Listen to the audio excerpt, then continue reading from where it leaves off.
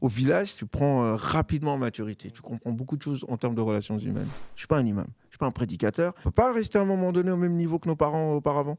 Eux nous ont donné le flambeau, et on continue. Je suis très très fier de ce qui s'est passé pendant les élections municipales. Mais je suis fier. Mais j'ai envie de dire aux autres, vous savez, eux ils sont arrivés. Mais vous aussi pouvez y arriver.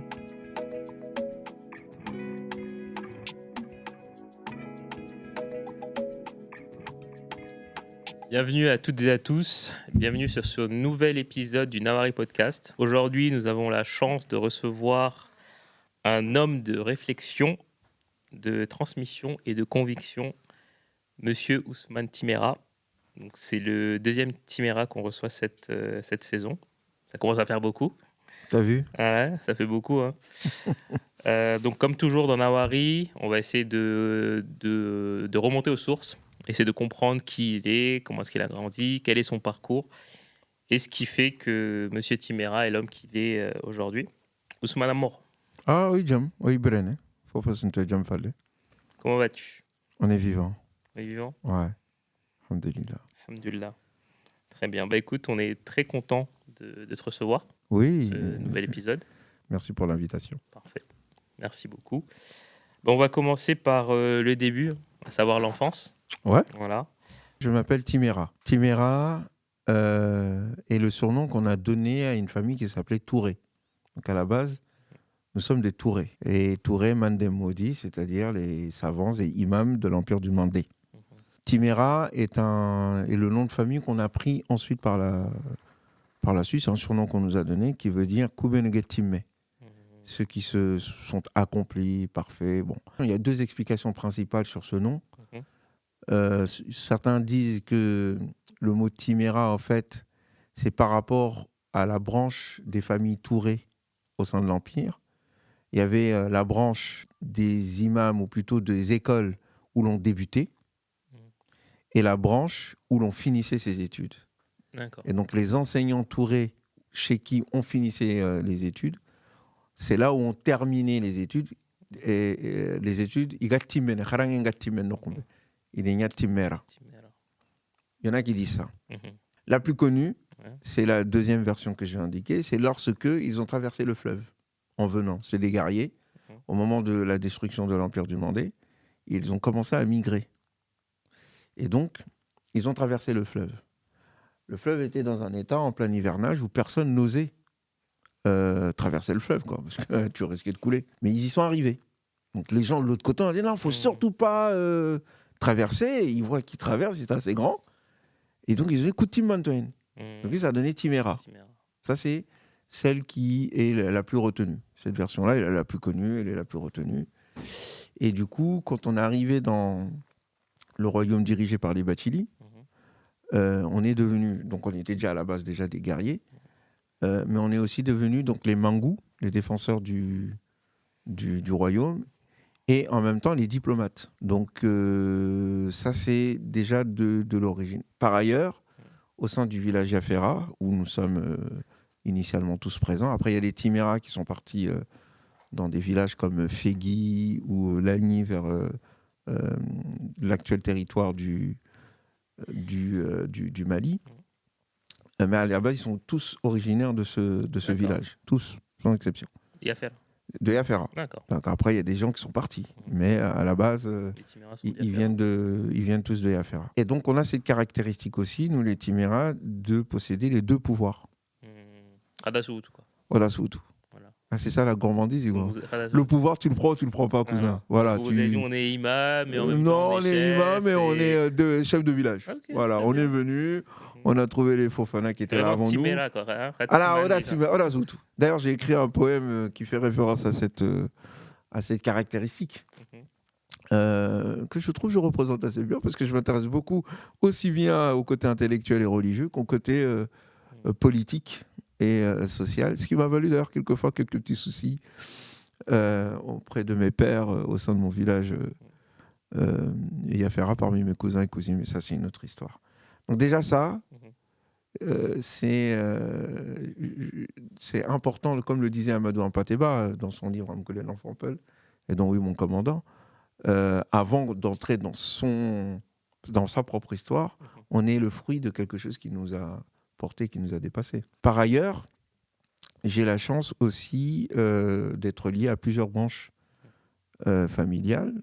Donc, les Timéra, effectivement. Mais mon arrière-arrière-grand-mère, du côté de ma mère, est issue de la famille des Haïdara. Haïdara de Mauritanie. D'accord. Donc, mon arrière-arrière-grand-mère est une arabe.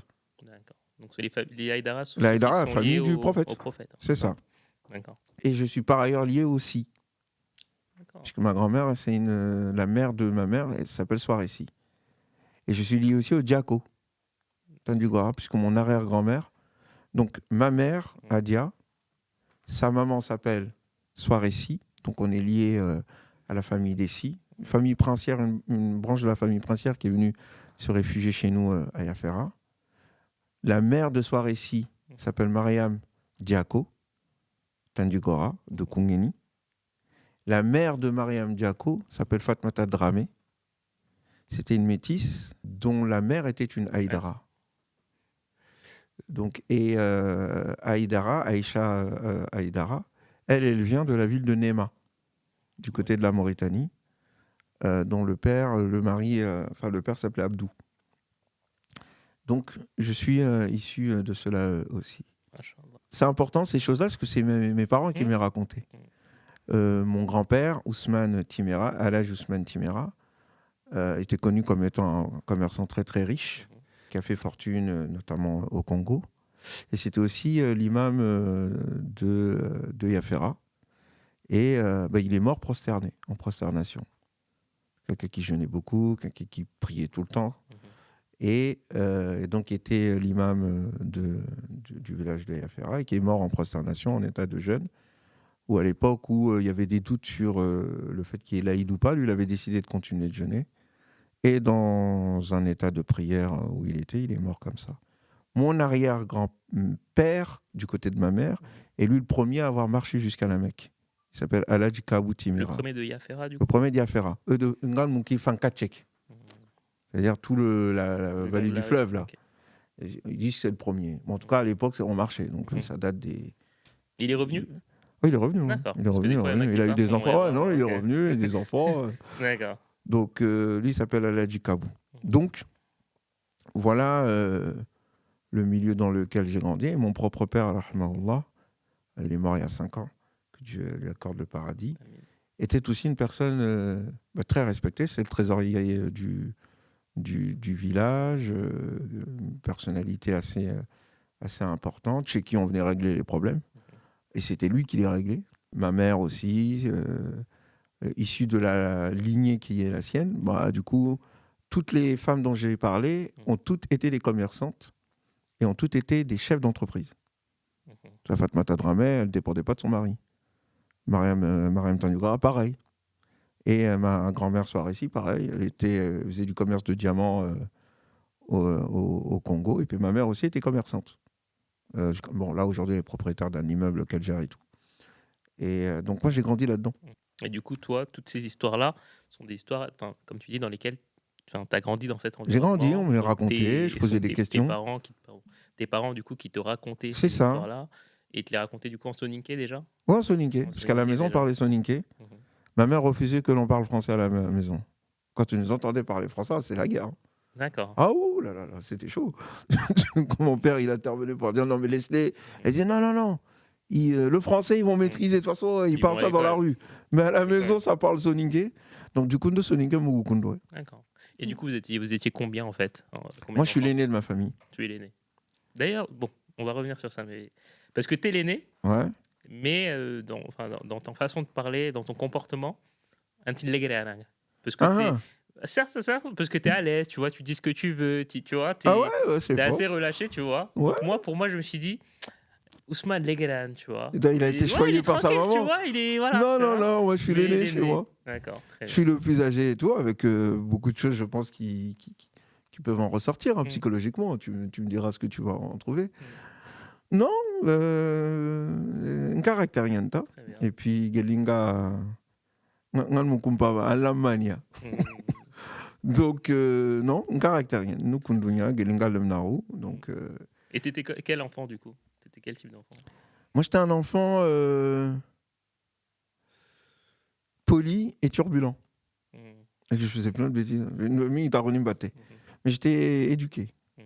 Je faisais pas de bêtises. De toute façon, chez nous, mon père et ma mère nous tenaient. Hein. Donc, pas moyen de... On sortait pas dehors. Ça, les jeunes générations, ceux qui sont venus après moi, sortaient un peu plus dehors. Mais nous, non.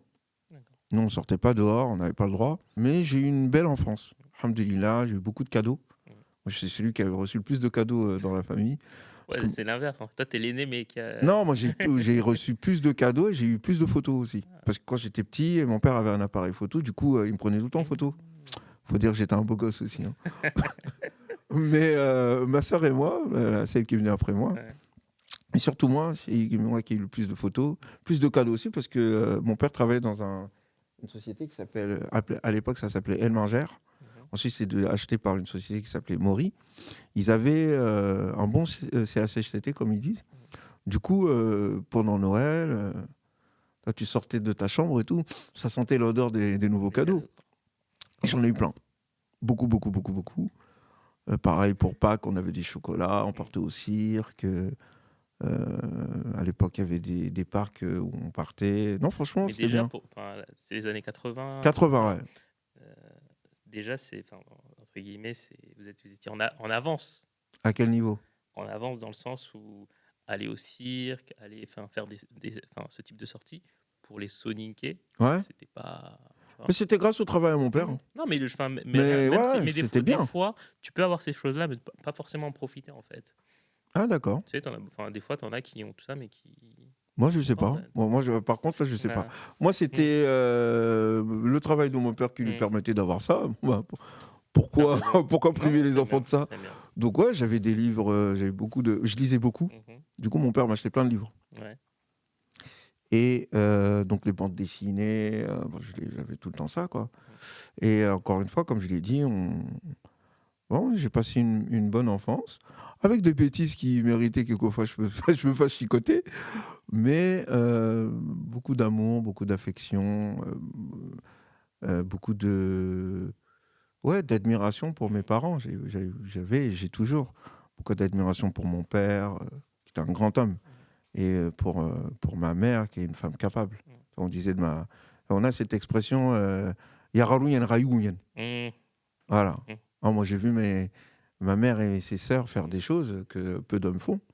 Ramener son père du Congo, il était resté 20 ans, mon grand-père Samba Doumbé, plus de 20 ans au Congo, il n'arrivait pas à revenir et tout. Ils l'ont ramené à la Mecque, ils l'ont construit son immeuble, sa maison à Afera et tout, au village. C'est pas toutes les femmes qui faisaient ça. Donc, pas tout le monde tout court. Ouais, pas tout le monde tout court d'ailleurs. Donc, disons que j'ai grandi dans une famille où la volonté, on sait ce que c'est. Je sais que tu es parti en Afrique. Ouais. Tu es parti à quel âge? Déjà, je suis né en Afrique. Ah oui, c'est vrai, j'oubliais. Je suis né à Dakar.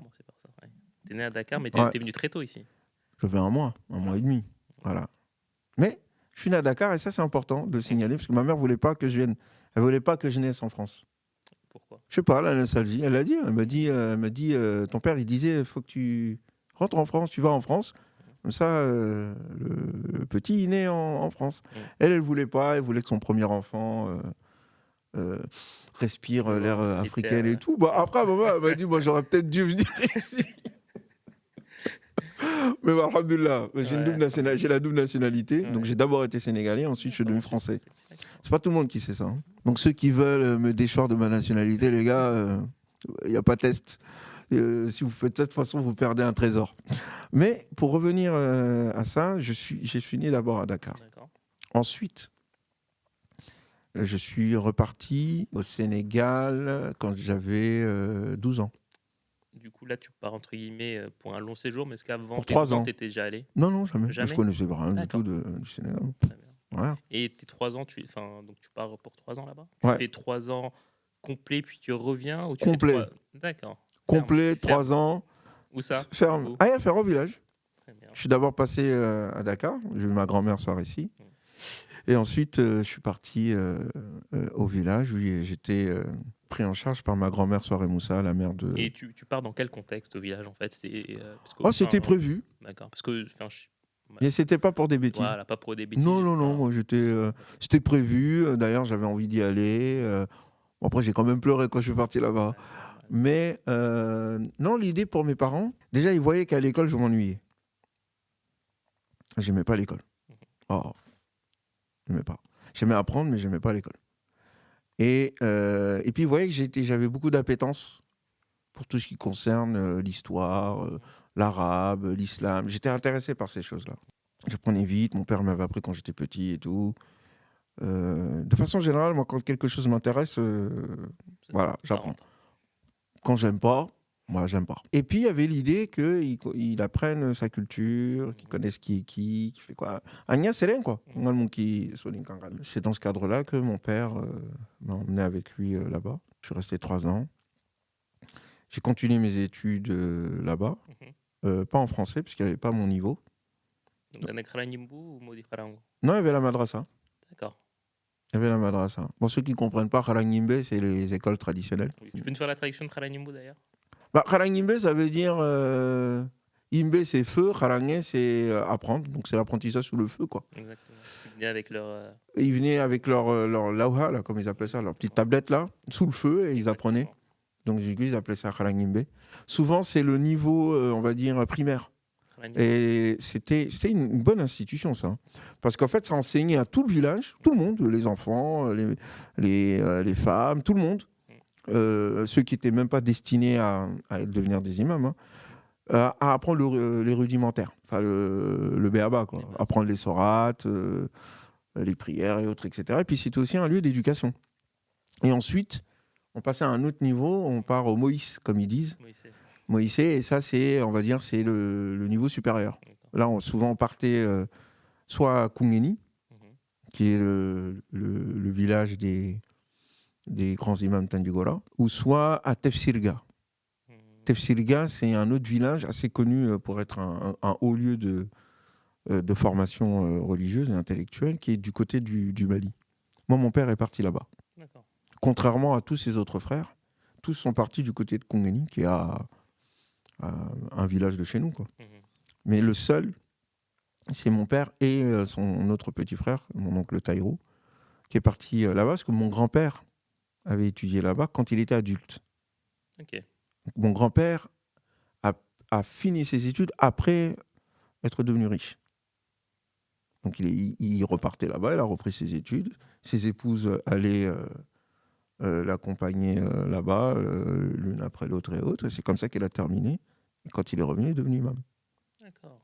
Il voulait absolument... Ouais, il y avait un enjeu. Il y avait un enjeu même au niveau du village. Il fallait qu'il y ait quelqu'un qui soit capable de tenir la barre, quoi. Donc c'était lui. Parler de ton parcours et du coup au village. Du coup, moi j'étais à la madrasa. Que la madrasa, et c'est là-bas que j'apprends à parler arabe. Parce que vous parliez arabe, c'est ça? Du coup, avec le professeur, on parle arabe. La première année, il lui parlait soninké, Omar Bari, je le salue si il m'entend, un monsieur qui m'a beaucoup marqué. De façon générale, j'étais très ami avec mes professeurs. Un faillot ou Hein? Un faillot? Non. non, j'étais pas faillot. Même pas un peu? Non, c'était pas mon délire, ça. Non, c'était des amis. Vraiment, je les ai beaucoup aimés. Quand mon professeur Omar est reparti, a quitté Affaire, j'en ai pleuré. Ah, ça m'a fait mal. J'étais attaché à lui et il s'était bien attaché à moi. Et après, j'ai eu d'autres professeurs tels que Boubacar Sarr, pareil. Il y avait le côté religieux, le côté je questionnais. Il y avait le côté aussi, c'est le jeune français qui venait et hop, il est rapidement devenu premier de la classe. Donc il y a tout ça qui joue. Okay. Et puis, moi j'aimais bien, j'aime bien les gens quand ils parlent de Dieu, j'aime bien écouter, je pose des questions, je suis curieux. Donc c'est vraiment en fait là-bas que tu... Enfin bon, déjà tu avais quand même une formation déjà avec ton papa qui t'avait appris l'arabe, à lire, à écrire. Ça je savais lire et écrire. Voilà, tu connaissais mais je ne savais pas parler. Mais tu connaissais des sourates. Je connaissais 12 sourates. Voilà jusqu'à Surat al-Asr. Et puis j'étais dans l'école aussi de Moussa Djekité, à Polonceau. Ça, c'est important, ça. La rue Polonceau, c'était la mosquée, la rue Polonceau. Aujourd'hui, il y a un jardin, un potager, à la place de ce lieu. Ça, c'est grave, ça. Que nous, Africains, ne soient pas capables d'avoir notre mosquée. Dans ce lieu symbolique et important qu'est la Goutte d'Or, où il y avait la mosquée Polonceau. Pas capable de gérer ça. C'est la preuve de notre incapacité, j'invente ce mot. C'est pas normal qu'une communauté aussi nombreuse africaine, et en premier lieu les Soninké, n'ait pas pu régler ce problème. Parce qu'ils nous ont demandé 20 millions à l'époque pour avoir le lieu. Après, il y a eu des bisbilles à droite, à gauche et tout. Je ne vais pas rentrer dans les détails, on pourra revenir après. Mais donc, j'ai étudié aussi là-bas, à la rue Polonceau, avec Moussa Djekité, on pourra en parler. Ensuite, je suis parti effectivement au village et ça s'est bien passé. J'ai beaucoup appris spirituellement. J'ai été beaucoup nourri intellectuellement. C'est là-bas que j'ai appris à aimer à lire, vraiment. Mon père m'envoyait des livres. Et c'est là-bas que j'ai pris la mauvaise habitude de marcher en lisant. Les gens me prenaient pour un fou. Mais c'était agréable. Oh, c'est bon ça. Donc tu fais 3 ans complètes là-bas. Est-ce que tes parents, tu les vois durant ces 3 ans? Mon père revient, ma mère aussi, je les revois. D'accord, donc tu les revois. Je les revois, même si c'était un peu long, mais je les revois. Hein. Qu'est-ce que tu retires en fait de cette expérience-là en fait? Parce que c'est une expérience qui t'a A vraiment marqué. construit en fait, qui t'a marqué. Ah oui. Ah, ça m'a marqué. Hein. Et ça m'a construit, vraiment. Bah déjà, j'ai gagné en... Enfin, je ne sais pas si on peut dire gagner en maturité. J'ai grandi. Parce qu'il y a des trucs que quand tu ne peux pas comprendre si tu ne les vis pas, en fait. Au village, c'est une autre mentalité. Tu vis des choses vraies. Vraiment, tu prends rapidement en maturité. Tu comprends beaucoup de choses en termes de relations humaines. Et de souffrance aussi, hein, parce que c'est pas facile. Je pense que c'est aussi le tongué, ça m'a tué, voilà. ça. Mais moi, je tombais souvent malade. D'accord. Les 2 premières années, les périodes d'hivernage, je tombais malade tout le temps. Bon, je cultivais, mais je tombais quand même souvent malade et tout. Bon, il y avait des fois aussi, je me faisais taper. Bon, il y avait quelques petites séquelles et tout. Mais la 3e année, c'est bon. D'accord. Là, c'est complet. Je suis habitué à l'atmosphère, au cadre et tout. Voilà. Bon, mais c'est dur. Ouh, le tongué, là, c'est dur. Moi, j'ai pas un tongué. T'es un bonhomme, mon frère, quand tu fais le tongué. Ouais. Le tongué, c'est quand on cultive avec la houe, là, et tout. Là, t'as mal au dos, t'as des muscles de ouf. Et puis, t'as des mains de daron. Hein. Et en plus, du coup, t'avais ta tongué spécifique. Ouais, on m'a donné mon propre tongué et tout, mon truc à moi et tout. Alors, ça m'a parcelé et tout. Voilà, t'as pas mis une petite signature Je sais plus, après. C'était pas mon grand ami, hein, le tongué à titre personnel. J'ai pas aimé du tout. Hein. Mais c'est dur. C'est dur et surtout, tu trouvais ça un peu pas intelligent. Pas du tout. Parce que tu fais ça, mais il y a des machines, les gars. On avait des ânes qui étaient là. On pouvait utiliser les ânes, les vaches et tout. Pour faire ça à la main, c'est lent, c'est dur. Donc, moi, j'ai pas aimé cet exercice. Je la trouvais pas intelligente. Et je la trouvais pas logique, en fait. Mais ça m'a forgé. Ça m'a forgé spirituellement. Ça m'a forgé physiquement. Ça m'a appris la patience et la persévérance. Parce qu'il faut persévérer et endurer. Et ça m'a aussi appris à aimer la nature. J'ai beaucoup appris à apprécier la lune. Ouais, et les étoiles. Ouh, ça, c'est beau. Ouais. Le village, quand il est la nuit, il n'y a rien de plus. Non, c'est magnifique. C'est magnifique. Ma grand-mère, quelquefois, elle avait même peur. Parce que j'étais souvent seul à regarder la lune dans la chambre et tout. Ousmane, sors de là, un enfant, reste pas tout seul dans le noir comme ça, c'est pas bon. Va jouer et tout. Et j'étais une sorte d'enfant adulte. Ouais, j'étais sensible, je pense. Je traînais sensible, sans doute. Je traînais souvent avec les gens plus âgés que moi, avec les anciens, avec les vieux. J'allais tout le temps à la mosquée. Des fois, on chassait les jeunes. Je ne sais pas pourquoi les chasser. À l'époque, un jeune qui va à la mosquée, on ne le laissait pas aller. C'est pas bon. Mais moi, on me laissait. Moi, on m'a fait peut-être pas matou pourquoi j'avais ce truc-là, mais on me laissait faire ma prière et tout. C'est les périodes où je commençais à apprendre beaucoup. L'islam, la vie du prophète, sur lui la paix. Quand on parlait d'Abu Jahl, j'imaginais le vieux monsieur que je voyais avec sa grosse barbe qui était mon grand-père de je sais pas où, et tout, etc. Donc j'avais des images qui se formaient. Et puis mes premiers questionnements philosophiques sont nés là-bas. Et mon premier amour du Coran, c'est né là-bas aussi. Le Coran, je l'ai kiffé là-bas. Je le chantais, je le récitais, j'avais l'intention d'entendre un piano quand je récitais tout seul dans le Gouné, dans la brousse et tout, quand j'étais tout seul et tout. Et puis ça m'apaisait quand j'étais triste. Euh, faisait du bien. Donc du coup, voilà, l'essentiel de beaucoup de choses qui me suivent aujourd'hui, je les ai eues là-bas. Et comment se fait ton retour en fait? Enfin, est-ce que tu es en termes d'adaptation, parce que du coup tu vas pas à l'école française, Ouais, tu reviens, enfin, t'es encore mineur j'avais donc tu dois 15 aller à ans, ouais, l'école. ouais, 15 ans, Et puis 16 même ans. au sein de la fratrie, commencer parce que t'as plus forcément la même mentale. Tu vois, t'es un peu Ouais, un ouais, blédard, mais pas dans le sens. si, je suis un blédard, Oui, mais pas dans le sens mauvais du terme. Tu vois, c'est en mode ouais. voilà. Et puis même tu viens entre guillemets, j'imagine que tu penses que toi maintenant t'es un homme, tu vois, parce que t'as connu des choses. Et est-ce que t'es en mode hey, kulum noani, tu vois, ou kunsangana, est-ce que tu viens Non, avec un j'ai peu cette, ou pas pas du vraiment tout? ça, mais j'ai l'idée que je viens avec quelque chose de supérieur.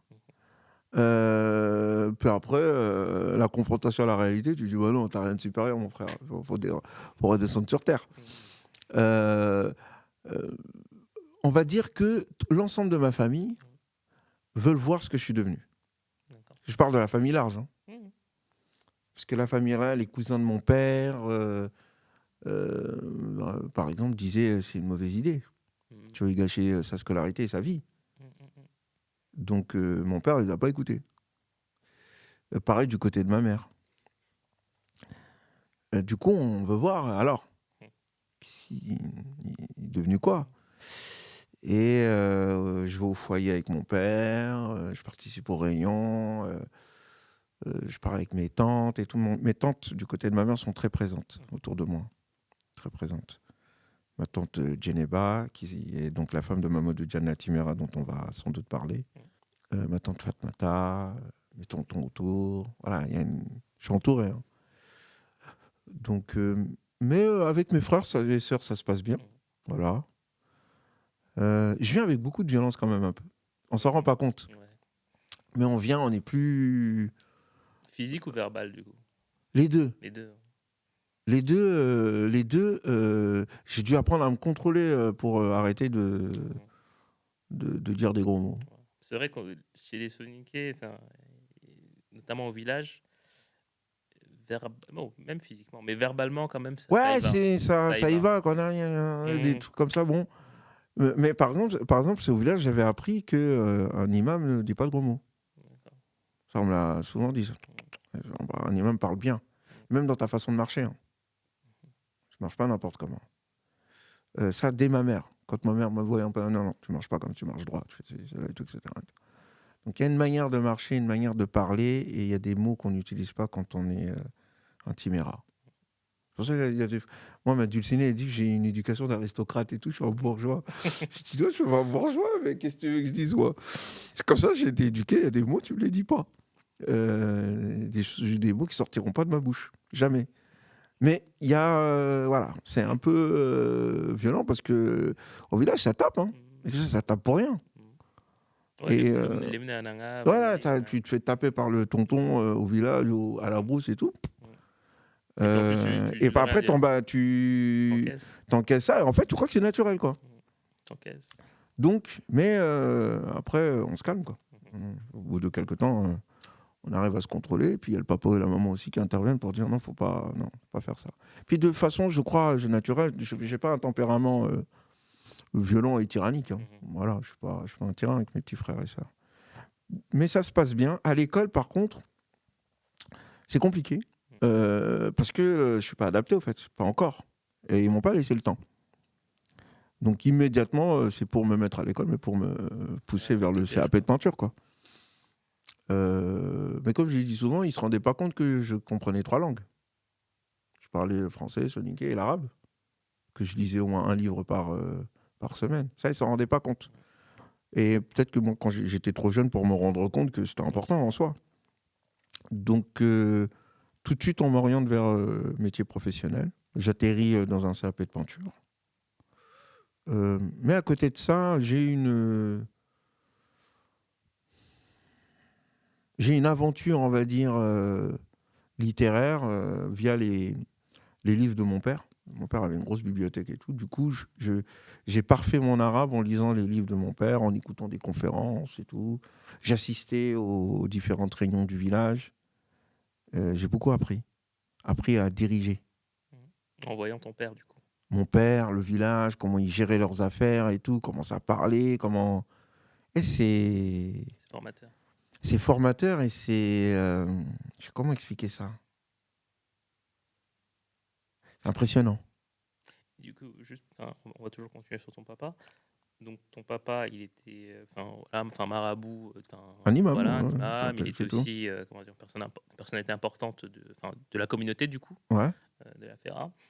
Et donc, c'était quel type de réunion? C'était parfois pour les réunions, les caisses de Ouais, village ou ouais, les douarous, un ouais, peu tout ouais. ça, régler des problèmes. C'est ça, les Ok. caisses du village, les éléments importants du village, de la vie du village, les possibles conflits, la construction de tel truc, la mosquée, l'hôpital, la gestion de l'argent, les cotisations, régler les problèmes, parce qu'on a plusieurs couches, hein. Il y a le village, vous avez la grande maison, et puis après vous avez la petite maison en soi, donc il fallait gérer tout ça. Donc lui, c'était le trésorier de tout le village, aussi bien ici Mhm.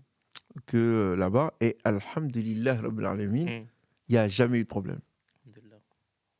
Ça, faut le noter, hein. Mhm. Et c'est pour ça que tout le monde avait confiance en lui. Mhm. Il n'y a jamais eu de problème. Histoire de vol, de Mhm. détournement, tout. Jamais. Et quand il est parti à Dakar, pareil, c'était lui à qui on a confié l'argent de tout le village et compagnie. Il n'y a jamais eu de problème. Quand on a terminé, on a vu les dossiers, les documents après son décès. Bon, il nous avait confié, c'était nous qui devions gérer les choses.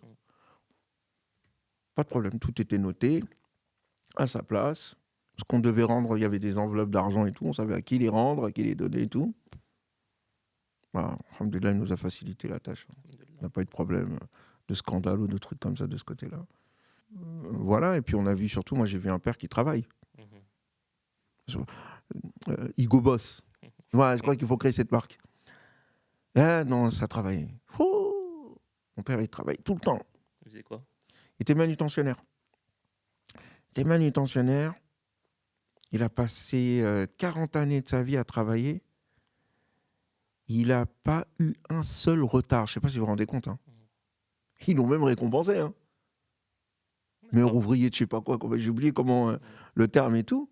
Il n'a jamais eu de retard. Moi, je suis le champion du monde du retard. De ce côté-là, je ne ressens pas. Moi, de mon pays, j'ai pris ça du côté de ma maman. Mais lui, c'était la rigueur incarnée. Toujours travail, toujours courageux. Même quand il était malade, il partait travailler. Même quand il était malade, il partait travailler. C'était extraordinaire. Il est parti que 2 fois dans sa vie à l'hôpital. Première fois quand il est arrivé en France, et la deuxième fois, c'est quand il est mort. Jamais. Et il a dit, j'ai jamais mis les pieds dans un hôpital, moi, de toute ma vie. Donc, on a cette forte personnalité qu'on a à la maison. Je dis pas ça parce que c'est mon père, hein. Non, Mais vraiment, ça nous a marqué. Ouais, toujours calme, toujours posé. Il parle quand il faut. Pas tyrannique. Il y a des papas, ils sont tyranniques, ils sont relous, ils vous fatiguent. Non. Toujours à nous protéger. Mais quand il faut être sévère, voilà. Quand il t'appelle, tu sais que c'est important. Là, tu viens, je t'écoute, hein. Et ce qu'il met dans ta tête, ça sortira plus jamais de ta vie. Donc ça, vraiment, ça nous a tous marqués chez nous, dans la famille et tout. Quelles que soient nos personnalités et autres, etc. Bon, il y avait quelque chose de plus important avec moi parce que j'étais l'aîné. Ça, le poids, je le sentais, hein, quand même. Oh, là, je le sentais. Mais donc voilà, après je fais mon CAP de peinture. C'est lui qui va me pousser à finir. Parce que moi, je vais l'abandonner. J'avais redoublé mon CAP de peinture. Il faut le faire, ça, par contre. Et je voulais abandonner. Il m'a dit, tu veux abandonner? Ta mère m'a dit. Je dis oui. Il ne faut pas abandonner. Après, il a tapé la table. Tu vois la table là dans le salon. Il m'a dit, si je décidais de l'emmener jusqu'à Yafera, je vais peut-être prendre le temps. Je vais peut-être me reposer en chemin. Mais j'irai jusqu'au bout. Un homme va au bout des choses. Mais ça, c'est le conseil, je crois que c'est le plus gros conseil qu'on m'a donné de ma vie. Je reviens sur le terme volonté. Hein. Ouais, c'est ça. Tu commences un truc, tu vas au bout. Tu n'abandonnes pas en chemin. Tu prends le temps qu'il faut, mais tu vas au bout. Sinon, tu commences pas. Alhamdoulilah, moi, c'est ce conseil qui m'a réussi. Voilà, quelles que soient les difficultés, les galères à droite, à gauche, j'ai toujours allé au bout de mes projets. Toujours. Malgré, même quand tout le monde me disait non, c'est pas possible et tout, non, c'est bon, on y va. Dans les années 80-90, il faut savoir qu'au sein de la communauté soniquée, bien qu'on était musulmans de fait, donc les papas étaient tout seuls dans les foyers, beaucoup. Et ce qu'il faut savoir, c'est qu'en termes de pratiques religieuses, il y en a beaucoup qui priaient plus.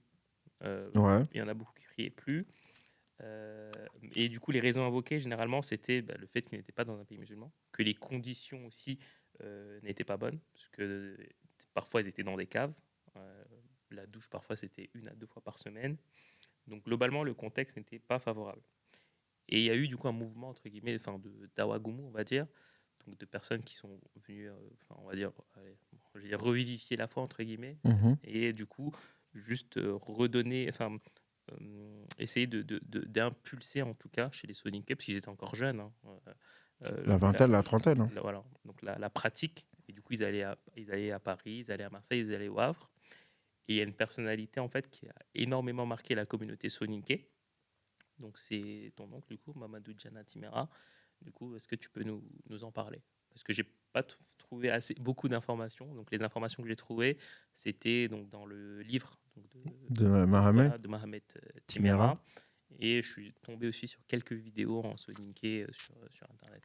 Est-ce que toi, tu peux nous en parler? Parce que je sais qu'il t'a marqué. Parfois, tu l'évoques dans certaines... je l'évoque rapidement. Voilà, Ce pas des sujets que j'aborde en public. C'est très rare. Je l'ai plus ou moins fait quelques fois, mais...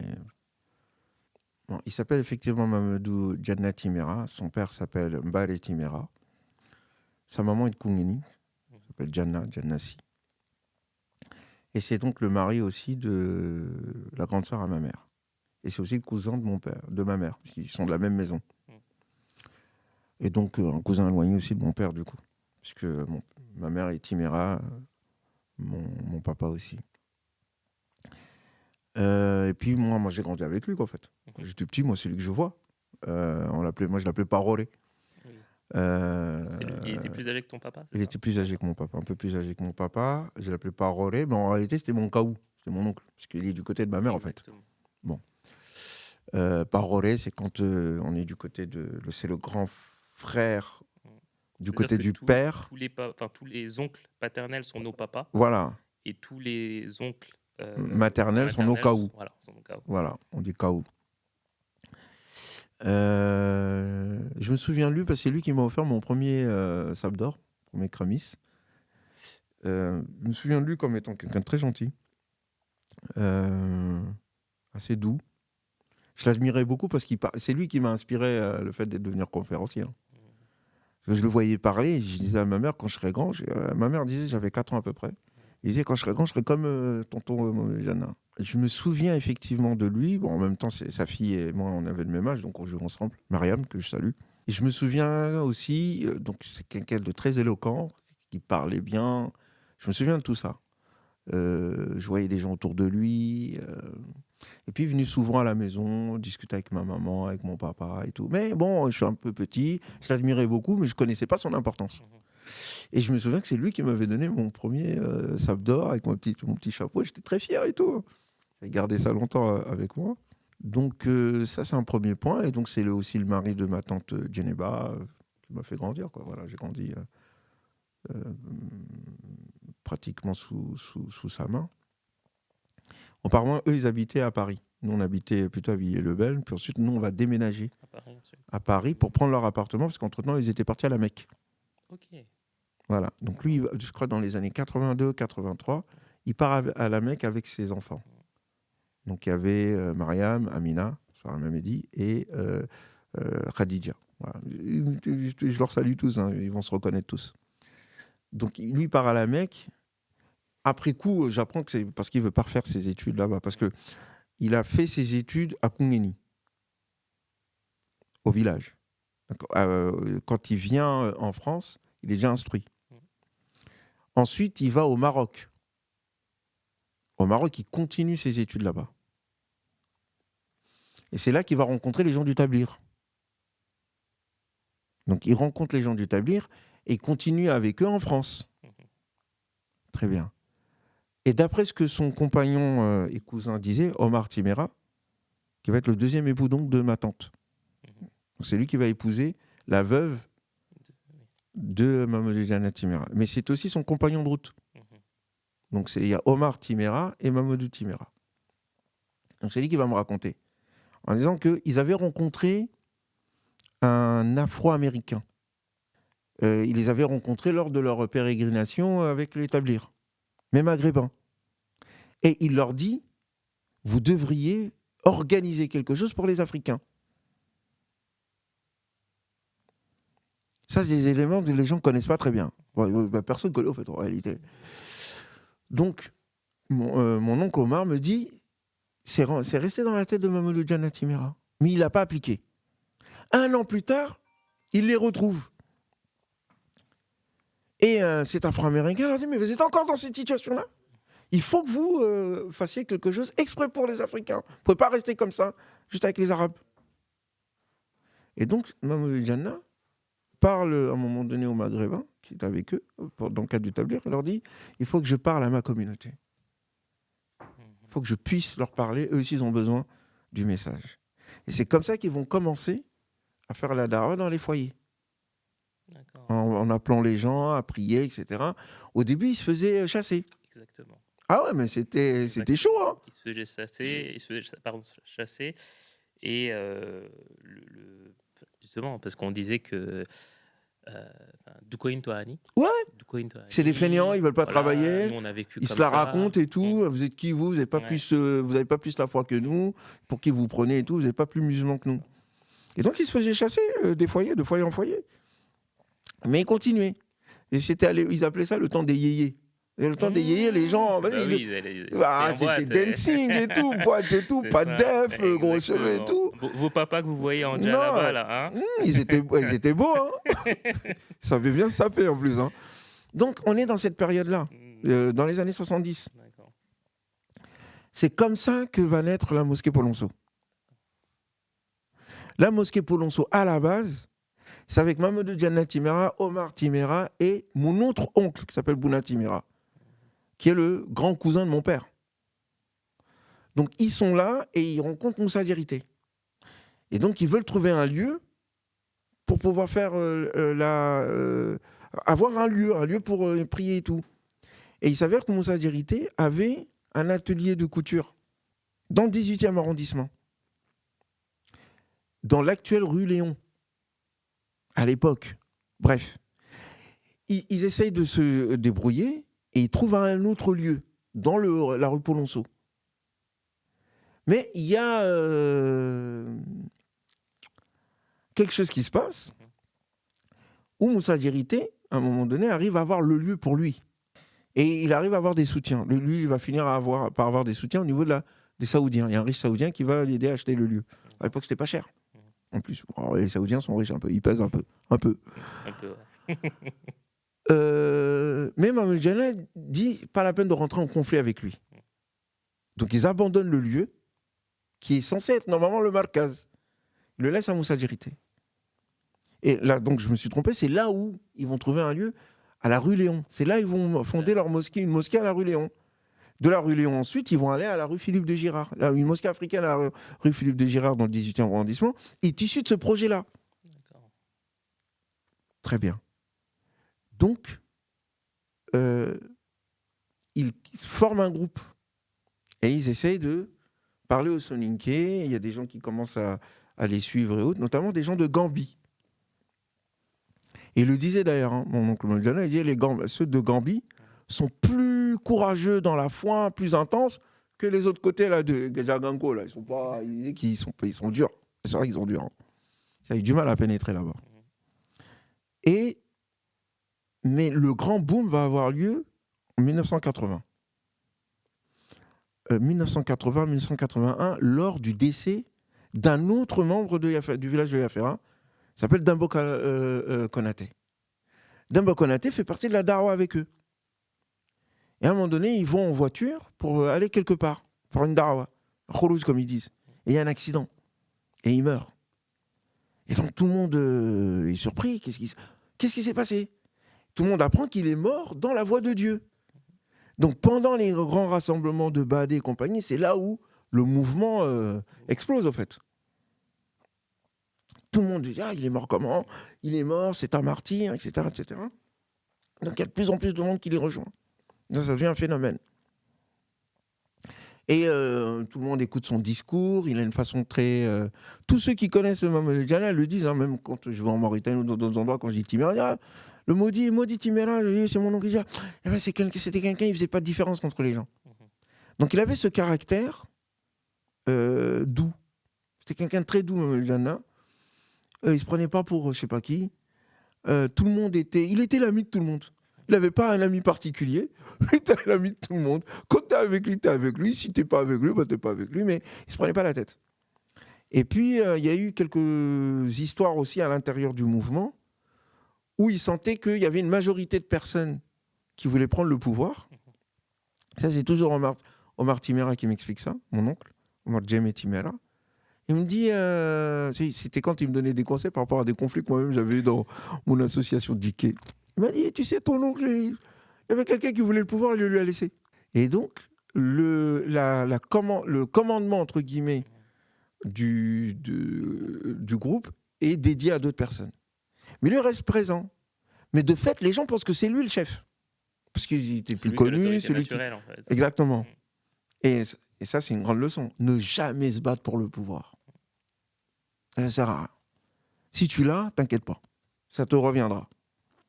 Et ça, c'est la leçon qu'Omar Djemé m'avait appris. Moi, j'essaie de l'appliquer de temps à autre, même si j'aime pas trop qu'on me marche sur les pieds. Hein. Mais c'est une grande leçon. Donc, c'est lui qui est la figure centrale de la Darawa. C'est lui qui s'occupe des papiers de la mosquée. Ils veulent acheter le lieu dans lequel il se trouve, rue Léon. Il y a des démarches et tout. Bon, il y a des blocages. Et puis, on rentre dans la période des troubles, notamment avec ce qui se passe en Algérie. On est dans les années 87, 88, 89, la montée du FIS.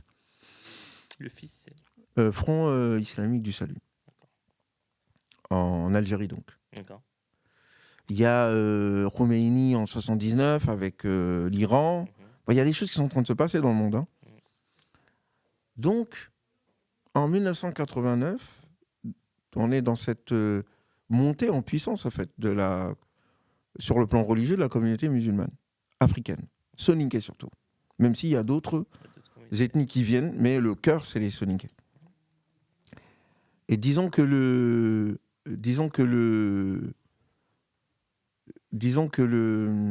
comment dire, en 1989, ça va mettre un coup d'arrêt, en réalité.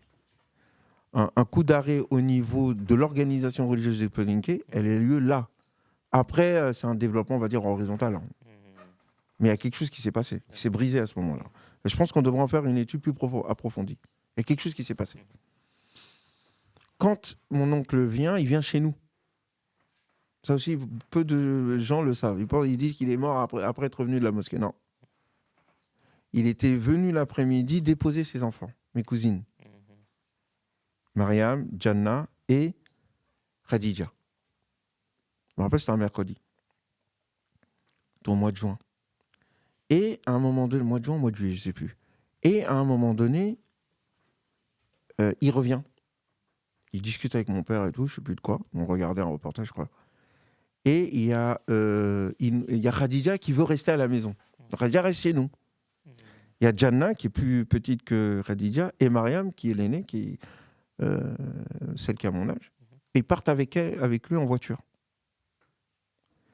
Et quelques heures plus tard, moi j'entends ma mère pleurer et tout, catastrophe, ils partent, ils nous laissent dans la maison. Et là, on apprend qu'en fait, il a été tué. Bon. Ça, c'est un événement qui m'a marqué, hein. Vraiment. Ton oncle, pourquoi quelqu'un l'a tué et tout. Et là, je découvre, au fur et à mesure, il y avait beaucoup de monde qui venait et tout. Là, je découvre en fait l'ampleur qui était la sienne. Je découvre aussi tout ce qu'il faisait. Je vois ma tante qui est dévastée. Comment vous sortez de ça? Ma tante, elle avait début trentaine. J'ai mes cousines, parce qu'elles étaient dans la voiture quand il se fait tuer. Bon, j'espère qu'elles vont me pardonner, ce sont des éléments que peu de personnes connaissent. Mais ils sont dans la voiture quand il se fait tuer. Donc quand il arrive proche de Noisiel, c'est là où il habitait, il y a une intersection. Et la personne l'attendait. Donc il y a un premier tir qui a lieu, qui rate, qui fait un bruit et qui casse la vitre arrière. Donc il s'arrête pour voir ce qui se passe. Et en se tournant, la deuxième balle l'attrape au niveau du cou. Donc, les enfants sont là, ils voient ce qui est en train de se passer, la grande surtout. Donc elle voit que son père est en train de mourir. Donc elle sort et arrête des voitures pour qu'ils viennent l'aider.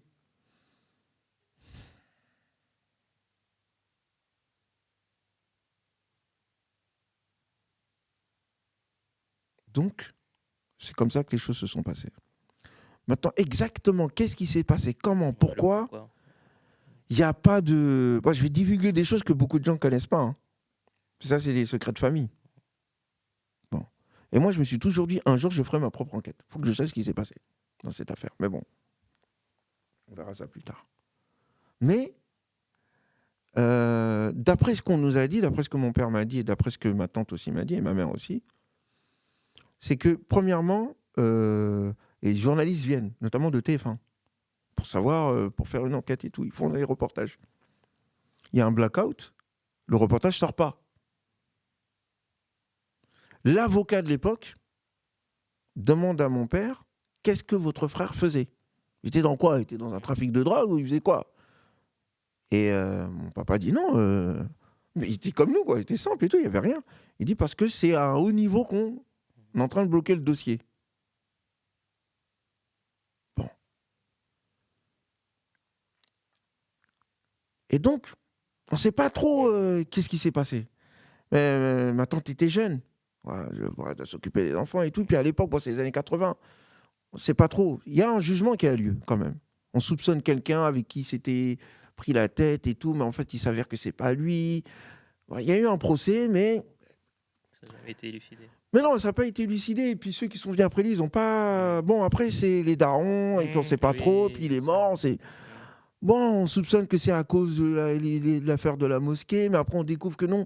L'arme par laquelle il a été tué ressemble, d'après toujours ce qu'on me dit, hein, ressemble à l'arme par laquelle un autre imam avait été tué en Belgique. Donc, algérien. Donc on se dit, c'est bizarre. Bon, mais on ne pousse pas plus loin. Personne n'essaie de savoir qu'est-ce qui s'est passé. Et puis il y a la mentalité de dire, au jour dernier, on verra ce qu'il en est, quoi. Donc, voilà comment les choses se sont passées le concernant. Bon, ces cassettes et audios se sont diffusés partout. Il a marqué. Mais je pense qu'il n'y a pas eu un travail profond et sérieux sur lui, sur sa pensée, sur comment il voyait les choses. Est-ce qu'il se rendait compte de ce qu'il était en train de faire? Est-ce qu'il avait des plans? Est-ce qu'il avait une stratégie? Est-ce qu'il avait une vision? Ou c'était juste quelqu'un, il faisait de la dawa et c'est tout. Quel était son lien avec le tablir? Il y en a certains qui disent qu'il s'est éloigné après du tablir, notamment quand il est parti en Arabie Saoudite. Par exemple, on n'a plus ses livres, puisque ses livres ont été... Il a écrit des livres. Il n'a pas écrit, il avait une bibliothèque. D'accord. Il avait une bibliothèque, il avait plein de livres. Mais malheureusement, encore une fois, ça c'est grave chez nous les Soninké. On ne sait pas... On ne sait pas s'occuper de nos grands hommes, nos grandes femmes. Surtout par Kundwa. Justement, c'est pour ça que je voulais que tu en parles, parce que c'est un nom... il a marqué la communauté, mais malheureusement, c'est un nom qu'on ne connaît pas en tout cas. Non, malheureusement. On ne connaît pas. Malheureusement, et du coup, on a peu de traces. Donc, ça, c'est un travail à faire. J'espère qu'un jour, on pourra le faire et qu'on découvrira ce qui s'est passé. J'ai quelques intuitions, mais je vais les garder pour moi. Écoute, merci. Merci à toi. D'avoir partagé ces éléments qui sont assez intimes, en fait. Assez intimes. Donc, merci à toi. Ça va être dur du coup de re-switcher sur le reste. On allait parler un petit peu de ton parcours, mais bon, ça, entre guillemets, ça, je pense que les gens peuvent aller chercher un petit peu. Je sais que tu as fait un CAP, puis après, tu as fait l'IESH, donc au niveau des études islamiques. Tu as fait Sciences Po aussi, que tu n'as pas beaucoup aimé, Ouais, visiblement. mais bon, j'ai eu le master. Voilà, Alhamdoulilah. t'as eu C'était une belle expérience quand même. tu as eu ton master. Mais du coup, je préfère qu'on reste du coup sur l'islam et culture, et notamment sur le fait que chez nous, donc chez les Soninké, on a une tradition islamique et que l'on peut du coup apprendre l'islam chez nous. Donc ton défunt oncle, donc, qui avait appris du coup à Kongani, c'est ça? Oui. Voilà. Mais que l'islam, en fait, chez les Soninké, et même chez les Noirs, entre guillemets, ça revient très loin. Donc j'aimerais juste une petite introduction de comment est-ce que l'islam est venu en terre africaine. Ça, c'est une question qui revient souvent chez les Afro-musulmans. Savoir comment l'islam est venu chez nous. L'islam est venu chez nous il y a très très longtemps. Enfin, il y a plus de 1000 ans. Et c'est par le biais d'abord des relations impériales et des relations commerciales entre empires. Empire du Ghana notamment. En tout cas, du côté de l'Afrique de l'Ouest. Du côté de l'Afrique de l'Est, ça débute dès l'époque du prophète sur la paix. Dès l'époque du prophète, il y a beaucoup de Noirs qui... Enfin, c'est des choses qu'on ne met pas assez en avant. Il faudrait faire d'ailleurs un podcast sur les Noirs autour du prophète. Il y en a beaucoup, en fait. On ne s'en rend pas compte. Hein. C'était énormément beau. Mais à tel point que le premier martyr de la bataille de Badr, c'est un Africain. D'accord. Ça, on ne sait pas. C'est un Africain éthiopien. Parce qu'il y en avait beaucoup qui avaient rejoint le prophète sur la paix. Comment il s'appelait? J'ai oublié le nom. J'ai pas retenu le nom. C'est une information que j'ai lue en lisant divers ouvrages et tout, plus spécialisés, donc il va falloir que je m'y mette un peu plus. Mais il y avait beaucoup d'Africains.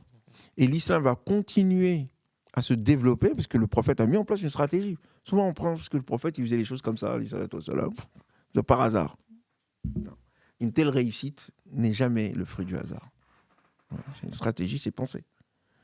Et donc, l'implantation des musulmans en Éthiopie, dans l'ancien empire, ce qu'on appelle aujourd'hui l'Abyssinie, dans un empire plus global qui reliait le sud de l'Égypte, l'actuel Soudan, ce qu'on appelle l'Abyssinie, et le sud de l'Arabie aussi, le Yémen, ce qui faisait qu'il y avait beaucoup d'Africains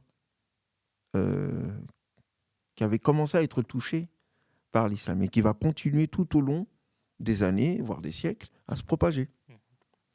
Du côté de l'Afrique de l'Ouest, on a la conquête de l'Égypte, mais on a surtout les relations avec l'Empire du Ghana, où il y a des commerçants arabes. Ouagadougou ici. Ouagadougou, oui, c'est vrai. Voilà, on ne parle pas de Ouagadougou. du Ghana. Voilà, Ouagadougou. Et l'Empire de Ouagadougou, donc, va accueillir un certain nombre de commerçants, d'intellectuels aussi, et puis il y a des convertis aussi qui vont se faire dans les familles princières et dans l'élite commerciale et intellectuelle, et puis il y a des intellectuels qui s'installent là-bas. C'est comme ça que l'islam commence à rentrer. Ça commence comme ça. Il y a eu des conflits entre royaumes, il y a une pénétration qui se fait de plus en plus, il y a plusieurs étapes dans ces pénétrations. On n'a pas le temps de rentrer dans les détails, les différents royaumes qui vont se construire, après la chute de l'Empire de Ghana. Entre l'Empire de Ghana et l'Empire du Mali, plusieurs petits royaumes vont se créer, des conflits vont se faire aussi, des conversions, etc., etc. Donc il y a une pénétration qui se fait par plusieurs biais. Et les Soninké sont les premiers, parmi les peuples d'Afrique de l'Ouest, à entrer en islam. C'est pour ça que les premiers savants et les premiers lettrés qui vont continuer à propager l'islam dans l'Afrique de l'Est, c'est les Soninké. Et la plupart des Soninké, d'ailleurs, les gens, quand vous allez dans certains endroits et tout, même au plein milieu du Nigeria, quand on dit Kharamoro, ils savent ce que ça veut dire. Dans certains endroits, ce qu'on m'avait dit quand j'étais au Togo, une fois, j'étais parti faire un tour là-bas, on m'avait dit, chez nous, le Soninké, c'est une langue sacrée. Parce que c'était la langue des marabouts qui enseignaient et tout. Donc c'est une affaire ancienne, hein, cette affaire. Après, il y a d'autres peuples, bien sûr, qui vont rentrer dans l'aventure. Les Peuls, notamment, et autres. Mais les Soninké et les Peuls sont les premiers. Donc, ce n'est pas une affaire. Souvent, il faut le dire à nos amis kémites, souvent ignares. Je suis dur, mais vous méritez quand même un peu. C'est venu par la force et tout, ils nous ont fouettés, ils nous ont... frère, toi, tu t'es fait fouetter si tu veux. Ton grand-père s'est fait fouetter, mais pas le mien. Voilà. Ils ont une manière un peu de... Par détestation de l'islam et des Arabes, ils sont prêts à dénigrer nos ancêtres et à les faire passer pour des moins que rien, peureux. Nous, on était des empereurs. Ils sont venus comment chez nous? Comment ça se fait qu'après, il y a eu l'Empire du Ghana, il y a eu l'Empire du Mali, l'Empire du Sorail, et d'autres royaumes qui sont nés? Alors, comment vous expliquez ça? Non. L'islam, à l'époque, était une force idéologique, militaire, commerciale, civilisationnelle, où tout le monde avait intérêt à y rentrer dedans, c'est tout. Ça a été attirant. De l'empire de ce qu'on appelle Min Rana, ou de Ouagadougou, jusqu'au fin fond de l'Indonésie actuelle. C'était une seule et même Oumma, et les gens se baladaient. Avec, encore une fois, des États qui pouvaient être en conflit ou pas, mais avec quelque chose qui s'appelait la Oumma. Il y avait un intérêt à y participer. Maintenant, est-ce que chez nous, on peut nous-mêmes apprendre l'islam sans passer par nos amis maghrébins et arabes et autres? Bon, mais il faut dire les choses, nos amis maghrébins, ce qu'on appelle les berbères ou les arabes, sont quand même ceux qui nous enseignent l'islam, quand même. Ça vient de chez eux. Maintenant, est-ce qu'on a créé nos propres centres de formation? Bah oui. On a Tombouctou et on a les différents centres dont chaque région avait été, le théâtre. Donc, la question aujourd'hui de la formation, je clôt le sujet là-dessus. Il y a quelque chose qui s'est passé dans les années 50. Avant que des gens aillent dans les pays, dans les centres culturels musulmans et reviennent avec du savoir, c'est naturel. C'est normal. On partait à la Mecque, on partait à Fès, il y avait Tombouctou, il y avait des relations, des centres culturels et intellectuels dans tout le monde musulman, il y avait des connexions. Ça, c'est connu. Et il y avait une adaptation et une acclimatation de l'enseignement aux cultures locales. Ça prenait en compte la culture locale, l'habit local. Donc, ce n'était pas une arabisation. C'est pas ça qui se passait. Et souvent, même, il y avait une maîtrise telle du droit musulman, parce que chez nous, c'est le droit musulman malikite qui s'est intégré chez nous, les Soninké. Il y avait le soufisme tidjani, mais ça a fini par partir. Mais c'était très présent aussi. Mais il y avait une maîtrise du droit. Dans les années 50, 40-50, surtout 50, avec l'explosion des pétrodollars, il y a eu une wahhabisation plus accélérée et une arabisation aussi de l'enseignement. Le wahhabisme est déjà pénétré avant chez les Soninké, bien avant. Dès le début du XXe siècle, fin XIXe siècle, il y a déjà des gens qui partent et qui viennent et qui commencent à propager la vision wahhabite. Qui est confronté à l'islam traditionnel. Donc, du coup, il y a d'où les conflits qu'ils vont avoir entre ceux qui tiennent la main, ceux qui... avec a duré jusqu'à pas très longtemps. Pas très longtemps. Pendant la oui, c'est vrai en plus, c'est vrai. Je parlais à un voisin qui me disait qu'il y avait des mosquées du coup dans lesquelles on va prier des restes. C'est ça, mais ça se sépare et tout. Ouais. Dans le village par exemple de Balou, ils ont 2 mosquées. Ça vient de là. Mais c'était chaud. Hein. Nous, à Yaferin, le conflit s'est estompé dans les années 80, quand le grand imam Salou Timera est parti à la Mecque. Et il a vu les gens tenir leurs mains. Il est revenu, il a dit les gens, c'est nous, on était dans l'erreur. Maintenant, tout le monde tient sa main. C'est comme ça que le conflit s'est terminé chez nous. Mais c'était symbolique.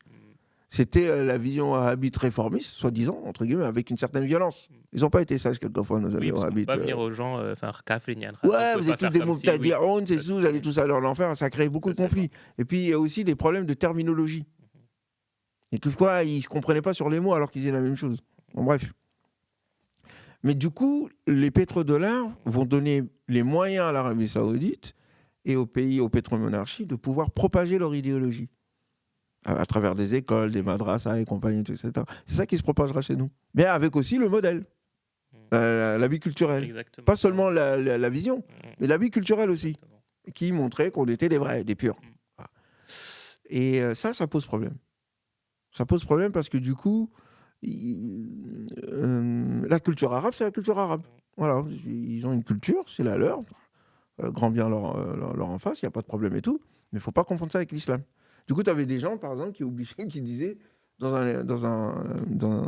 un zèle assez affirmé, dire par exemple à leur femme, qui est au plein milieu du village, où tu dois les cultiver, le tiga et tout, là et tout. Alors, il faut qu'elle porte un habit tout noir avec les gants et tout. Ah, non, frère, c'est pas possible ça, c'est pas adapté. Et des fois même, il y avait des conflits. Tu avais la maison qui disait, hey, si tu veux pas que ta femme elle aille travailler au champ là et tout, parce que là elle ne peut pas sortir comme ça, t'as qu'à lui envoyer quelqu'un pour travailler. Nous sinon elle va aller travailler comme d'habitude. Bon, voilà, il y a des petits conflits comme ça, après on s'adapte, compagnie, etc. Mais ça va aussi amener à une certaine manière de s'habiller des femmes soninké. On le voit. Oui, bien sûr. Quand tu sors dans le métro, tu sais tout de suite, elle, c'est une soninké. Avec les petits, je sais même pas comment ça s'appelle, mais les sortes de hijab là qu'ils mettent sur la tête, compagnie et tout, là, tout en noir, tout comme ça et tout, mais ça vient de là, tu vois. Donc voilà, ça c'est. Est-ce qu'on peut apprendre l'islam avec la vision africaine? Ça ne veut pas dire qu'on exclut les autres cultures, mais qu'on ait quand même notre propre culture. Exactement. C'est un travail que les intellectuels doivent faire. C'est un travail que les imams doivent faire. Sinon, ça déracine les gens et ça crée des gens en fait qui sont savants, mais qui ne peuvent pas parler à leur peuple parce qu'ils ne connaissent pas en fait. On a Majaro Tanjegora qui lui est vraiment dans cette veine-là, parce que lui, Majaro, c'est mon maître. Donc, lui, il est vraiment dans... mon oncle est professeur, lui, il est là-dedans. Je l'ai rencontré au moment où j'étais à la madrasa de Cheikh Ayoub. Et c'est dans cette même période que je vais commencer pendant les 2-3 ans, hein, où je vais passer mon concours de Sciences Po Paris. Et ensuite, voilà, je vais faire les deux formations en sciences islamiques et en politique publique. Ensuite, je vais faire la philosophie avec le doctorat. Mais oui, Majaro dit ce genre de propos, et c'est pour ça que moi, il m'a intéressé. Parce que je trouvais que c'était une bonne alliance entre la science, le juriste traditionnel, mais aussi l'homme cultivé, conscient de l'époque dans laquelle on se trouve. Donc, que Dieu leur récompense. Hein. Moi, je t'ai parlé justement de culture et de religion, parce que bon, là, on parlait du coup des parents, Ouais. de ce qui se passait, des parents, oui, de ce qui se passait, on va dire, au village, Ouais. entre guillemets. Mais on a aussi cet effet-là chez les jeunes qui naissent ici, en fait. Tu sais, parfois, on est, entre guillemets, dans un environnement soninké. En termes d'héritage religieux, ça va être, tu vas un petit peu à la mosquée ou autre, et du coup, il y en a beaucoup qui vont sentir qui n'ont pas eu assez, en fait, de formation religieuse, et du coup, ils vont vouloir en apprendre un peu plus, donc en allant dans des instituts ou autres. Et ce qui peut se passer, c'est que des fois, il va avoir, entre guillemets, un rejet parfois de sa culture en disant dans la culture, là, il y a trop de mixtes. Et du coup, tu as un rejet limite de sa culture pour se définir uniquement par l'islam. Mais derrière, il y a un peu de naïveté. Parce que quel que soit l'islam, il y a toujours un fond culturel, en fait. Ouais, comme dirait... comment il s'appelle, This is la peste, tu t'es fait robotiser. Voilà. Donc oui, il y a...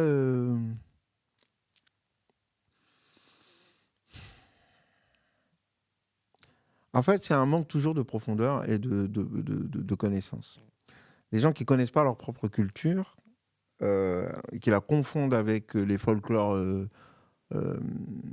qu'ils ont pu percevoir, et vont confondre aussi l'islam avec la culture de ceux qui le lui ont enseigné, en l'occurrence les Arabes. Donc, il y a une double ignorance qui se confronte ici et qui crée des sortes de mixtes conflictuels.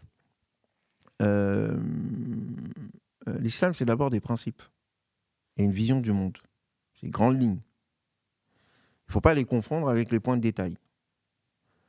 La foi en Dieu, l'idée que le monde a un sens, c'est pour ça qu'il y a un jour dernier, que toute l'humanité est une seule et même famille, qu'on vient tous d'Adam, qu'on partage la même dignité et qu'on est les califes de Dieu sur terre. On est là pour faire quelque chose, civiliser la terre. C'est ça notre adoration. Ça, c'est les grandes lignes. Et tout le monde, normalement, doit être d'accord avec ça. Parce que c'est texto, c'est écrit. OK. Ensuite, il y a les applications, il y a l'histoire, il y a les courants, les sexes qu'on a hérités. Bon. Et il y a la manière dont, culturellement aussi, on a vécu cet héritage-là. Ce soninké du Sénégal, soninké du Mali, les Peuls et autres, etc. Le problème, c'est qu'il vient un moment où on confond tout ça. Et on oublie les grandes lignes, les grands principes. Et en même temps, dans la décadence et dans la régression civilisationnelle qu'on a subie, de fait, on a mélangé des choses un peu mystico-magico et justificatifs, qui justifient les injustices dans nos sociétés. Le sort que l'on fait aux pauvres, aux femmes et autres, etc. En disant ouais, c'est Dieu qui l'a dit, je te l'ai accepté. Pas plus tard qu'hier, je discutais avec une sœur qui parlait que je salue si elle se reconnaît, qui parlait de ce qu'elle a subi dans le cadre d'un mariage forcé. Mais qu'elle a découvert plus tard que l'islam n'avait rien à voir avec ce qu'on lui disait. Moi, j'aimerais bien fonder une association sur cette question-là. Je le dis comme ça en public. Si j'y arrive pas, que quelqu'un le fasse. Il faut une association de médiation sur ces questions de mariage forcé, de problèmes de caste dans le cadre du mariage, du divorce, pour à un moment donné une médiation qui maîtrise la religion, une médiation qui maîtrise les traditions africaines et une médiation qui maîtrise les lois du pays dans lequel nous sommes et qui arrive à un moment donné à aider au dialogue. Mais donc, oui, il y a des choses qui sont inadmissibles dans nos sociétés, dans nos cultures, qu'on justifie par l'islam.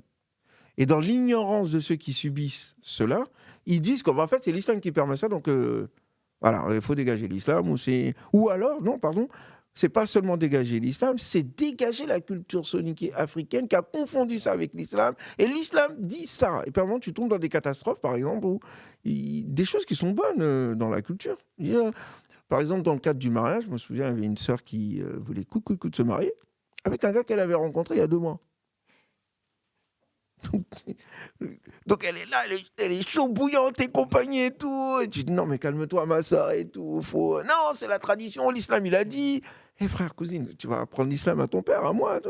Calme-toi. Non, voilà, le Coran, il dit que 2 femmes et un homme qui ne pour pas faire le zina, il faut se marier tout de suite et compagnie, hop, ils se marient et 2 mois plus tard, ils divorcent. Et mais non, si ton papa, ta maman ont dit non, faut discuter, faut échanger, même le Khousmanta. Khousmanta, c'est ceux qui vérifient si la femme est vierge. Khousmanta. C'est-à-dire soit elle est Khoussou, soit elle n'est pas. D'accord. C'est ça que ça veut dire Khousmanta. Khoussou Yanba, Manta. C'est-à-dire Khoussou fait. Donc elle vérifie ça. Ça, c'est une tradition, laisse tomber. C'est pas normal, ça. Tu n'as pas à vérifier si elle est vierge ou pas. Mais l'autre aspect du rôle de cette dame, l'accompagnement de la jeune fille, la jeune femme pour le coup, dans son mariage, les conseils que l'on donne, le fait que pendant 1 semaine, elle s'occupe de rien, on s'occupe de... elle mange, on lui fait à manger, on l'aide, on la soutient, des choses comme ça et tout. Ça, c'est bien. L'autre, le premier aspect, là, Khousmanta, là, tu vérifies pas, s'en fiche, c'est entre elle et son mari. Il n'y a pas à faire ça et brandir le drap, et puis le gars doit donner 50 €, 100 € pour dire ouais, t'as bien éduqué ta fille et tout. En plus, si tu ne donnes pas, c'est une catastrophe. Hein, parce qu'ils vont dire, ça veut dire que tu ne l'as pas trouvé vierge. Alors là, c'est la réputation. Il faut laisser tout ça. Ce n'est pas islamique, ça. Par contre, l'accompagnement, le soutien, les explications. C'est comme ça que ça se passe, il faut comme ça, attends un peu et tout. C'est compliqué. C'est une nouvelle vie qui commence. Ça, c'est bien. Ça, faut garder. Il ne faut pas faire comme ça, comme ils disent, c'est trop, les frères, quelquefois, les sœurs et les frères, ça manque d'intelligence. Sous prétexte d'islam, les assises d'une société et les techniques qu'ils ont pu trouver pour faire glisser les choses et passer d'une étape à l'autre, on les détruit. Non, tu ne peux pas faire ça. L'islam prend en considération la culture, tant que cette culture ne va pas à l'encontre de ses grands principes. Donc voilà, ça c'est quelques exemples que l'on peut tirer. Très bien, très bien. Écoute, là je pense qu'on arrive sur la fin de l'entretien. Et du coup, j'avais préparé énormément de questions. Tu as écrit 2 livres, donc Lire le Coran, et enfin, tu as publié. Voilà, tu as publié 2 livres, peut-être que tu en as écrit un peu plus. C'est bien, j'en ai écrit beaucoup plus, mais c'est bien ce que tu viens de dire. Et l'art de méditer le Coran. Donc, tu nous as déjà un petit peu parlé de ton rapport au Coran. Dans tes livres, en fait, et même dans ta façon de parler, il y a quelque chose qui marque beaucoup, c'est ton rapport à l'esthétique. Parce que des livres, on en lit énormément, notamment un livre sur le Coran, c'est une étude, donc ça peut être, tu peux l'écrire de manière scientifique, et puis c'est suffisant, et puis c'est très bien. mais on sent qu'il y a cette quête de beauté. Tu veux que ce soit beau, tu veux que ce soit esthétique. Et du coup, toi, quel est ton rapport à l'esthétique? Est-ce que ça aussi, c'est quelque chose qui te vient du Coran ou ça te vient d'ailleurs? C'est une bonne question, d'où ça me vient? Moi, j'aime bien les beaux mots. Et j'aime bien la poésie. C'est pour ça que mes 2 prochains ouvrages, l'un sera dédié à la politique et à la philosophie, et l'autre sera dédié à la poésie. Donc, un recueil de poèmes. On m'a appris à bien parler. En soninké déjà. En soninké et en français de façon générale. Il faut bien parler. Et puis, il y a le caractère, quoi. Moi, j'aime bien les choses belles. Voilà. Être élégant, savoir bien parler, savoir bien poser les mots. J'ai grandi dans une famille où on maîtrise les mots, on sait parler. Donc, ça, c'est chez moi, déjà. Et le Coran, bien sûr, a ajouté quelque chose. Le Coran, c'est magnifique. moi, je regarde, je dis, oh, déjà, quand on le traduisait en soninké, quand j'écoutais mon père traduire le Coran soninké, je sentais une différence de niveau. Il y a un gap. Le soninké en Coran, c'est un langage très élevé. Et ça apprend à bien parler soninké. C'est pour ça que souvent, les lettrés arabes parlent mieux soninké que les lettrés français. Et donc, le Coran est beau. C'est magnifique. Et puis, Dieu est beau. Il aime la beauté. Tout ce qui est classe, tout ce qui est magnifique, tout ce qui est raffiné. Et quand tu manges bien raffiné. Quand tu pars bien raffiné. Quand tu t'habilles bien raffiné. Même quand tu as des habits pauvres, tu peux être raffiné, tu peux être classe, tu peux être beau, c'est bien. Voilà. Soit il y a des gens qui disent ouais, mais Ousmane, il est beau gosse. Mais tu veux quoi, frère? Tu voulais que je sois Captain Crochu avec un œil borgne et avec la barbe ursute qui parle avec une baffe dans la bouche, ça va pas ou quoi? Faut être beau, faut être élégant. Et quelquefois, moi, je regarde les frères et sœurs, ils abusent. Ah non, tu dis, ma frère, reste chez toi. Présente pas les... Je sais pas, moi, sois bien, sois beau et tout. Et c'est pas haram de vivre le paradis avant le paradis. D'ailleurs, il faut vivre un avant-goût du paradis ici pour mieux savoir ce que c'est que le paradis là-bas et y croire et tout. Donc moi, je donne de l'importance effectivement dans la manière dont j'écris, que ce soit en philosophie, que ce soit en politique. À ma thèse de doctorat en philosophie, on me l'a dit. On m'a dit, vous savez bien écrire. Ah ben, j'étais content. Je crois que c'est le meilleur compliment qu'on me fait. Ce que je veux, c'est être le Victor Hugo, moi, dans mon domaine, dans ma catégorie. Le CR7. CR7. Ah non, CR7. Messi, il est un peu non, Hugo, faut pas rentrer là-dedans. Pour moi, CR7, c'est le top.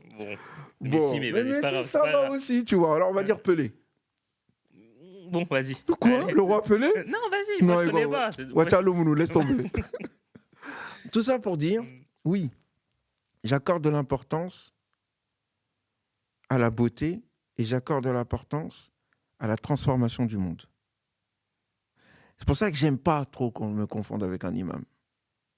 Alors que je suis issu d'une famille imamique. Mais je veux pas. Je suis pas un imam. Je suis pas un prédicateur. Prédicateurs, ils font la morale. Ils parlent, mais ils agissent pas. Moi, je veux transformer le monde. Je veux faire de la politique, je veux faire de la science, je veux être un intellectuel multiple, de l'art, qu'on ne m'enferme pas dans les récitateurs du Coran qui récitent des formules magiques. Non. L'islam n'est pas venu pour être dédié au derviche tourneur. C'est fait pour changer le monde. C'est fait pour transformer. C'est fait pour créer des lois. C'est fait pour réformer. C'est la raison pour laquelle je me suis engagé dans les municipales et je vais m'engager encore plus loin. Parce qu'il n'y a pas de raison à un moment donné qu'on n'ait pas notre mot à dire dans le monde qui part en sucette en ce moment. On a la sagesse, on a la vision. On sait comment diriger le monde. En tout cas, tout a été fait pour qu'on puisse le faire. Donc il faut qu'on soit à la hauteur de ces enjeux. On ne peut pas rester à un moment donné au même niveau que nos parents auparavant. Eux nous ont donné le flambeau et on continue. Et là, c'est pour ça que je suis très très fier de ce qui s'est passé pendant les élections municipales. Je vais en parler normalement dans mon live de tout à l'heure. Mais je suis fier. Mais j'ai envie de dire aux autres, vous savez, eux, ils sont arrivés. Mais vous aussi, vous pouvez y arriver. Allez-y, engagez-vous.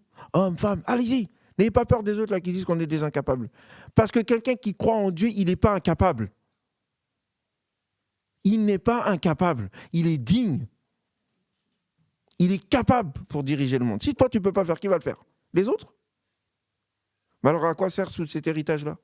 Voilà pourquoi quand je discute avec mes amis kémites ou nos amis athées, quand je discute avec eux, kémites, si tu veux, tu t'es fait fouetter, vas-y. Moi, je ne me suis pas fait fouetter, ni mon père, ni mon grand-père. Je sais d'où je viens. Et je suis né pour être un leader. Nous sommes nés pour être des leaders. pas dans la fanfaronnade du propos, mais dans l'action, dans les études. Être le meilleur en sciences islamiques et être le meilleur en philosophie et être le meilleur à Sciences Po Paris. Il faut voir tout ça en même temps. Il faut avoir cette ambition-là.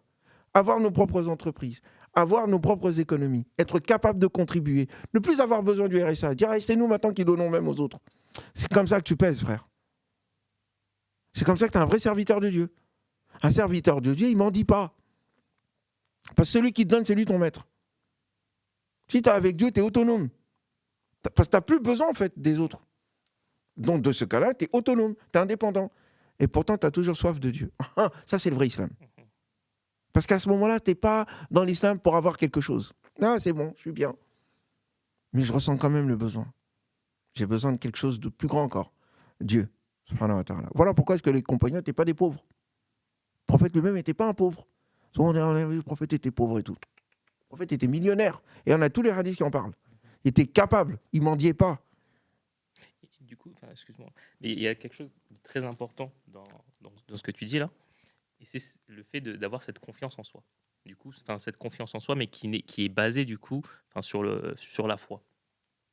Comment l'assumer? Parce que parfois, dans notre façon dont on est éduqué, on ne nous apprend pas forcément à aller de l'avant, à afficher ses ambitions, ou même, pas forcément afficher, mais tout simplement assumer, par exemple, le fait de dire je veux être un leader. Chez nous, les Soniquais, ça ne se fait pas, entre guillemets. Tu vois, ou même, je veux dire, en général, chez les Africains, tu vois. Donc, comment l'assumer, ça? Et comment après, certes, derrière, il faut les actions, parce que c'est pas... Oui, c'est pour ça que je dis, c'est pas de la fanfaronnade. Exactement. Mais comment dire? Comment l'assumer pleinement, ça, en fait? Par l'action. Faut réaliser. Faut réaliser. Moi, si je me permets de parler comme ça... Derrière, ça suit. Ah, j'ai réalisé. J'ai fait des choses. Quand je dis CNRS, c'est pas de la rigolade. J'étais docteur international au CNRS. Et je peux le dire. Non seulement, mais je le dis pas genre pour me la raconter. Non, c'est pas ça le propos. C'est à un moment donné de nous réveiller, quoi. Quelqu'un qui accepte d'être dernier, tu mérites d'être dernier. Faut pas te plaindre, frère. C'est toi qui t'es choisi cette voie-là. Les autres, ils y arrivent. Moi, c'est ce que je me suis dit quand j'ai décidé de faire Sciences Po. Les autres, ils y arrivent. Moi, donc je peux. Faut juste que je travaille. J'ai travaillé. Alhamdulillah, Rabbil Alamin, Dieu m'a aidé. Donc comment? Je sais pas. Faut réaliser, premièrement, et savoir que c'est Dieu qui donne, en fait. Je sais pas comment. Moi, j'avais cette phrase, et si Dieu est avec moi, il n'y a rien qui peut m'arrêter. Rien dans l'univers peut m'arrêter. Par contre, s'il est contre moi, je peux rien. Donc, étant donné qu'il t'a pas envoyé de lettre pour te dire ne fais pas, vas-y, fais. Fais. Là où tu peux plus, c'est qu'il veut pas que tu ailles plus loin. Tu prends une autre voie, tu continues. Tu prends une autre voie. Hein. Et ben, tu t'arrêtes pas. Hein. Tu prends une autre voie.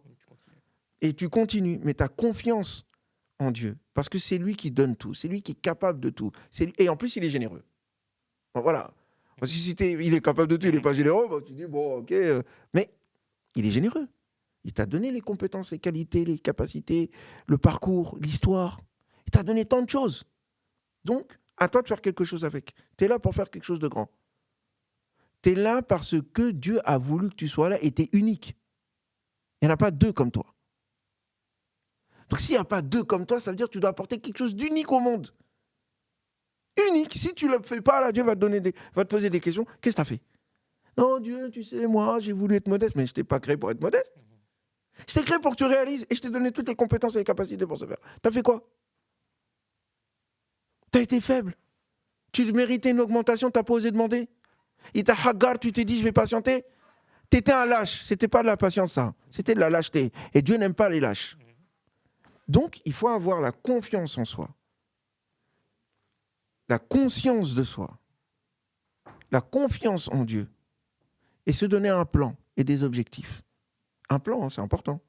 Stratégie, un plan, et tu y vas, doucement, doucement, et tu fais tes plans sur 10 ans. Il ne faut pas être pressé. Hein. Voilà. Tu fais tes plans sur 10 ans. Et sur les 10 ans, chaque année, tu regardes où j'en suis. Voilà. Et au bout de 10 ans, tu te rends compte que, tiens, j'ai fait un pas. Alors, je voulais être président, je suis que maire. Alhamdoulilah, quand même, c'est bien. Mais après, j'ai 10 ans encore pour être président. Voilà. Et voilà, il faut qu'on se lance. On a beaucoup de capacités, beaucoup de talents. Ce pays-là, en France, il nous attend, nous. Il faut qu'on monte. Il faut qu'on montre. Il faut qu'on soit capable, qu'on contribue. On a besoin de scientifiques, de poètes, de savants, pas seulement religieux. Parce que ça, c'est bon. Ces savants religieux, on en a. Alhamdulillah, ils font bien leur taf et tout. On a besoin d'autre chose. Donc il faut encourager la créativité, encourager l'audace, encourager le questionnement, pousser nos enfants à avoir de l'ambition, en leur donnant les bases, bien sûr, de la religion et de notre culture.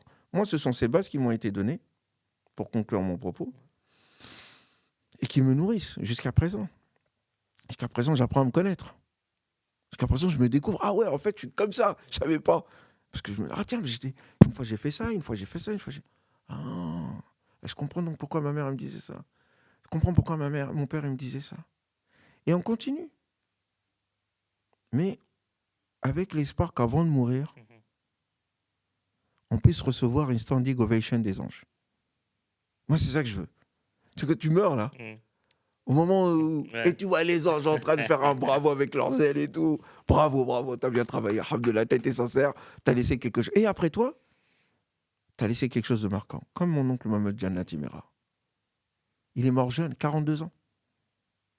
Tu te rends compte? Il est mort en 89, jusqu'à présent on parle de lui.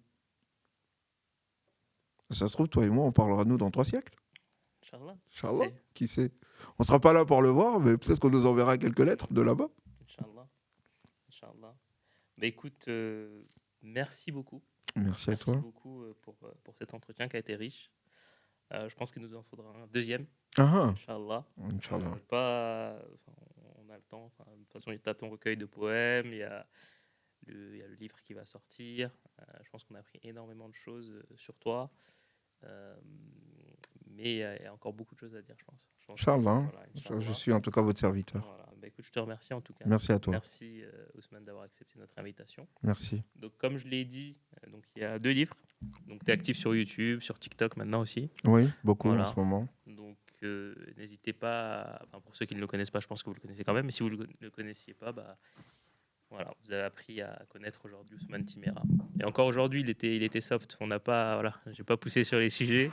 Mais voilà, donc il y a des sujets assez chauds, mais voilà. Donc merci encore une fois.